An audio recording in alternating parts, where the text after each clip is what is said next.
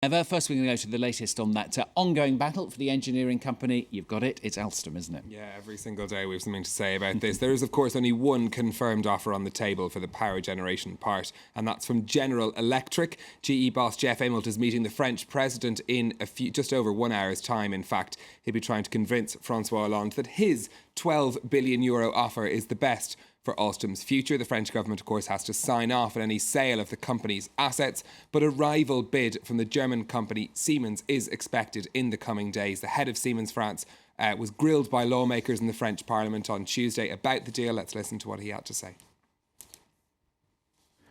This European choice would not be meaningless in a globalized world. It would be the only way to ensure the sustainability of our decisions, our production, our research, employment and investment.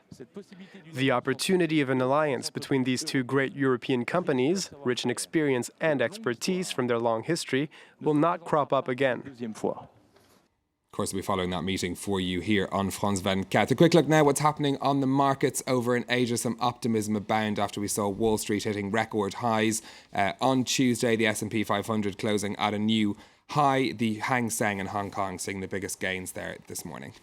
Good old business battle for you now. This is the one that's been raging in the publishing industry. Yeah, of course, Amazon, the really big player in publishing for all countries, but the online shopping giant says it's unlikely to resolve its dispute with the French publisher Hachette anytime soon. Amazon says the two companies have so far failed to resolve disagreements over price and other terms. Hachette is currently renegotiating its contract with the site. As part of the talks, Amazon.com has taken to delaying delivery of books from the publisher and cutting its inventory of printed copies. Among the authors affected by this dispute are J.K. Rowling and James Patterson.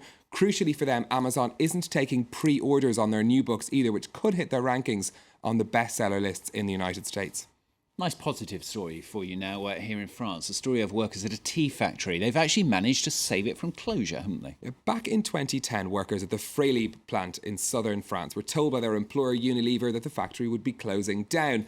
And so began a 3.5-year battle to save the 182 jobs there. On Tuesday, Unilever agreed to a payout which will keep the plant running under the workers' own management. Claire Williams has the story. Tears of joy when at last an agreement is signed. These tea factory workers have just secured a little over 19 million euros from their former employer, multinational Unilever, to create their own cooperative. It took illegally occupying the factory and 3.5 years of discussions to get there. Fraley has unanimously decided to approve signing an agreement with Unilever Group.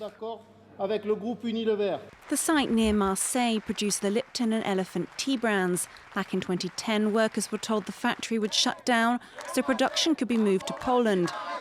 Backed by the CGT trade union, street protests followed, and some workers took to standing outside supermarkets calling for a Lipton boycott. Are you going shopping? Please don't buy any Lipton products. They refused 3 separate redundancy plans. When the factory closed in September 2012, 76 workers took it in turns to illegally occupy the building, until now. It's a David and Goliath moment, and Goliath has been struck down by the workers.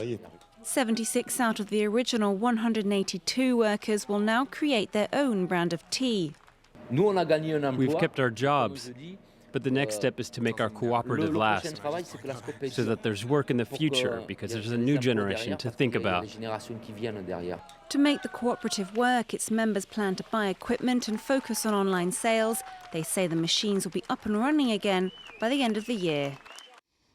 Yeah, good luck to them. Hope they manage to make it work. Now, finally, a secret donor, San Francisco, is using Twitter to make some people very, very happy. This is the craze of the Hidden Cash Twitter account. It posts clues to where you can find an envelope containing $100 around San Francisco. The Twitter account gives clues and sometimes pictures of where the cash might be found. People who do manage to find it then post. There's one clue that they managed to post yesterday. Yeah. And also then the people who managed to find the envelopes post their own replies with a picture of the note that comes with it. And their $100 bill. Now, so far, more than 50 envelopes have been found, so about $5,000. Behind it is an anonymous property developer. He says it's a social experiment. He said that he wants to share his fortune with his community, and this is the way that he's chosen to do it, not, however, by really revealing his identity. Oh, okay, and he obviously has a slight speech impediment as well, which is why it's a treasure twale. Yes, and it wasn't just a pun on Twitter. Stephen Carroll with Business here on France 24. Now, do you know the name Jean-François Copé? If you